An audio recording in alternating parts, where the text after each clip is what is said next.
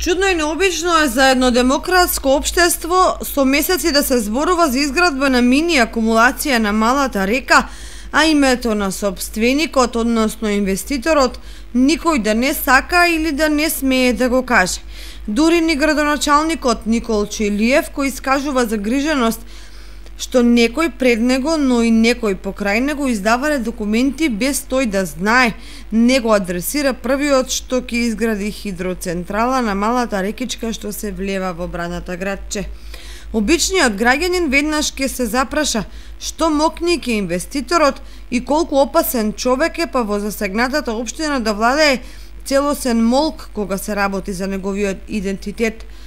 Со оваа перфидна игра дури им се оневозможува правото на граѓаните евентуално да протестираат против енергетскиот објект, бидејќи не знаат на кого да му се обратат и од кого да бараат запирање на понатамошната постапка која значи започнување на изведбените работи.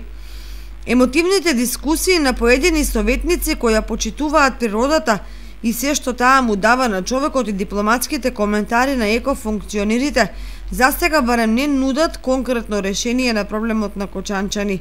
Никој со сигурност не може да каже дали мини хидроцентралата ќе се гради или не. Се чекаат одговори од надлежни министерства и други државни институции во време кога сите потребни документи се комплетирани, врз основ на кој општината мора да издаде и градежната дозвола.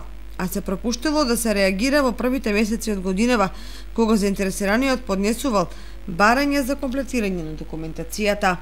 Засега за мини хидроцентралата се зборува само на седницата на Советот и на теми од екологијата, како онаа за прогласување на Соговските планини за заштитено подрачје. Таква стратегија може да доведе до ситуација кога инвеститорот ќе ги започне градежните работи, граѓанските здруженија и невладините организации да излезат на протести и да го блокираат градењето на енергетскиот објект.